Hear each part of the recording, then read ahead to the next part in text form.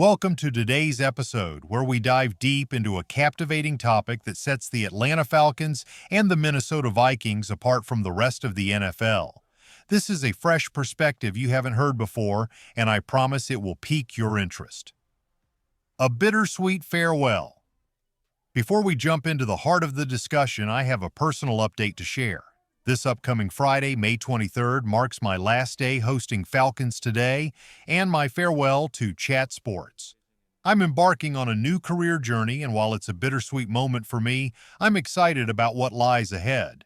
I'll share more details on the 23rd, but for now, let's focus on the fascinating insights we have in store for you today. The unique drafting strategy. Now let's get into the intriguing findings from Taryn Wack, who has been diligently covering the Falcons. She uncovered something remarkable. The Atlanta Falcons and the Minnesota Vikings are the only teams in the league that have exclusively drafted players who attended just one college. This raises some compelling questions. What does this say about their drafting philosophy? One interpretation is that both teams have a clear preference for loyalty. They seem to favor players who demonstrate commitment and resilience rather than those who transfer schools when faced with challenges.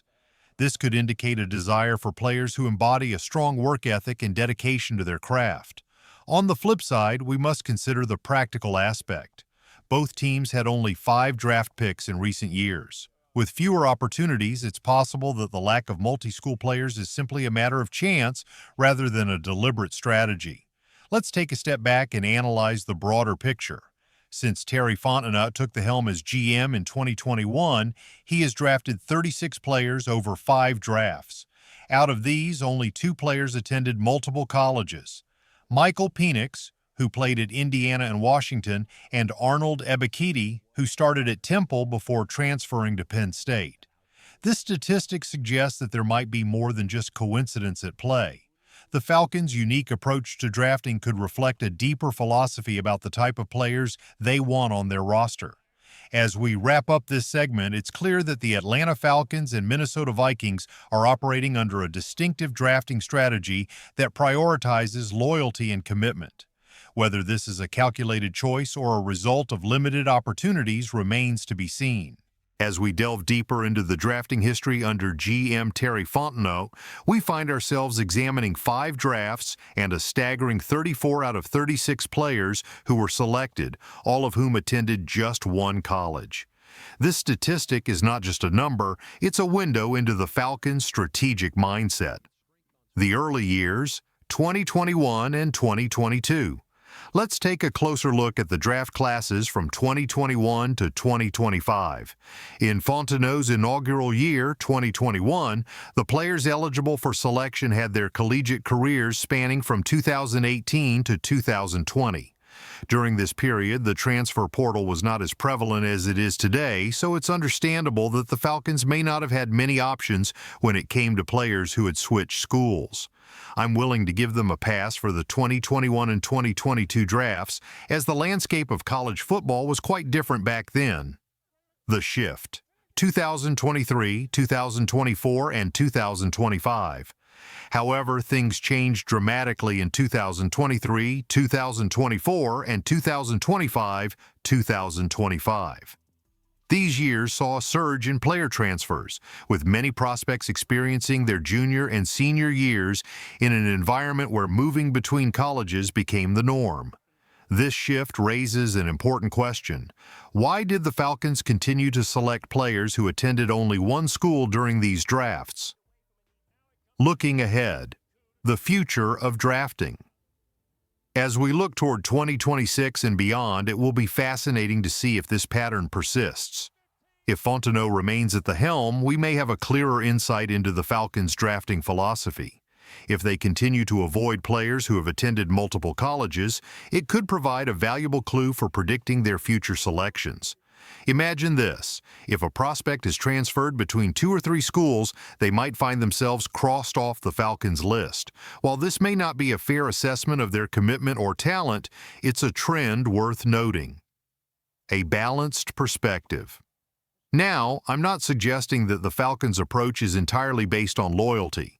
After all, they did select Michael Penix, who played at both Indiana and Washington. indicating that they are not completely averse to players with a transfer history. However, with 36 out of 38 picks attending just one college over 5 years, it's hard to ignore the possibility that this preference plays a role in their decision-making process. Conclusion: a pattern worth watching. In conclusion, while the Vikings' drafting strategy may be a coincidence or a reflection of limited picks, the Falcons' trend is intriguing. It's a pattern that could influence their future decisions, and as fans, we should keep a close eye on it. As we move forward, let's see if this loyalty-driven approach continues to shape the roster of the Atlanta Falcons. Stay tuned, because there's much more to uncover in the world of NFL drafts. Before we dive into the second half of today's episode, I want to hear from you. Shout out your college in the comments below. Whether you're a proud alum or just want to represent your city, let's see a vibrant mix of schools from across the country lighting up the chat. Go VSS! I can't wait to see where you all went to school. Shifting focus. The Falcons' schedule. Now, let's switch gears and take a closer look at the Atlanta Falcons' schedule. Analyzing the schedule can be approached from multiple angles, and I like to consider it from two primary perspectives. The fan perspective. First, let's think about it from a fan's viewpoint. How does this schedule impact your plans?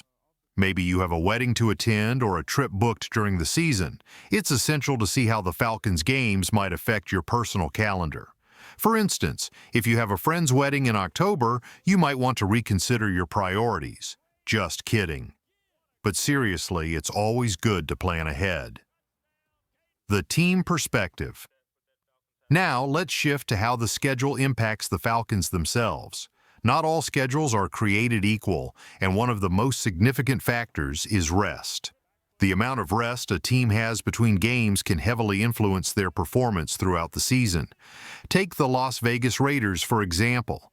They have a staggering -9 rest days, meaning their opponents will have a total of 19 extra days of rest over the course of the season. If the Raiders play on a Sunday and their next opponent played on Monday night, that gives the Raiders just one extra day of rest. This situation has happened to them, leading to a cumulative total of 19 negative rest days. On the flip side, the Detroit Lions are the biggest beneficiaries with a +13 rest advantage. So where do the Falcons stand? They're pretty much in the middle with a -1 rest day. While it's not ideal, it's certainly better than being in the Raiders' position. The Jacksonville Jaguars, for instance, have a slight edge with +1 rest days. NFC South comparison. When we look at the NFC South, the Falcons' schedule appears more favorable compared to their rivals. The New Orleans Saints are at -31 rest days, while the Carolina Panthers sit at -5. The Tampa Bay Buccaneers have a slight advantage with +2 rest days, but overall, the Falcons are in a decent spot. Schedule quirks and controversies. Now, I won't say the NFL has completely shortchanged the Falcons, but there are definitely some quirks in the schedule that have me a bit riled up. One game in particular stands out, and I'll be sure to highlight that shortly.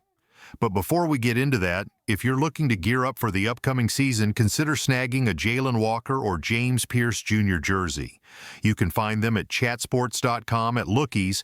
It's a fantastic way to support the channel while getting yourself a quality jersey from Fanatics. Analyzing the schedule. Now, let's talk about the advantages and disadvantages of the Falcons' schedule. It kicks off early, and the Falcons actually benefit from a situation similar to the one I mentioned with the Raiders.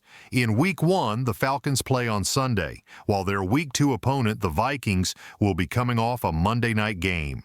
This gives the Falcons a slight edge in terms of preparation and rest. Stay tuned as we continue to break down the schedule and uncover more insights that could impact the Falcons' season. As we continue our analysis of the Falcons' schedule, let's break down some key matchups that could impact their performance throughout the season. Week 2. A fresh start. In Week 2, the Falcons will face the Minnesota Vikings, who will have one less day of rest going into the game. The Vikings play on Monday night in Week 1, while the Falcons kick off their season on Sunday. This gives Atlanta a slight edge in the rest column, allowing them to come into the game fresh and ready to compete. Week 6. Facing the Bills. Fast forward to Week 6, where the Falcons will take on the Buffalo Bills. Here, Atlanta gets another boost. The Falcons have an early bye in Week 5, which may not seem significant in the long run, but it provides a short-term advantage. The Bills will be coming off a Sunday night football game against the Patriots, followed by a Monday night matchup against the Falcons. This back-to-back primetime schedule could leave Buffalo a bit fatigued, while Atlanta will be well-rested and prepared. Week 12, a tough matchup in New Orleans. However, not all matchups are in the Falcons' favor. In Week 12, they travel to New Orleans to face the Saints, who will be coming off a bye week. While the Falcons will have just played a home game against the Panthers in Week 11, the Saints will enter this critical matchup fresh and ready to capitalize on their rest. This could be a challenging game for Atlanta, as they'll need to overcome the fatigue of a previous week's battle. Week 17, hosting the Rams. Finally, let's look at Week 17, where the Falcons host the Los Angeles Rams on Monday Night Football. The Rams will have a significant advantage here as they play the Seattle Seahawks on Thursday night in Week 16. This gives them nearly 11 days of rest before facing the Falcons, while Atlanta will be coming off a long trip to Arizona just 8 days prior. This scheduling quirk could play a crucial role in the outcome of the game, as the Rams will be well-rested compared to the Falcons. Balancing the schedule overall, the Falcons' schedule presents a mix of advantages and disadvantages. Early in the season, they benefit from favorable matchups, but as the season progresses, they face tougher challenges against well-rested opponents. Your predictions. Now, I want to hear from you. Who do you think will have more wins in 2025, the Falcons or the Buccaneers? The Buccaneers have been dominating the division in recent years, so let's see where your loyalties lie. Share your thoughts in the comments below.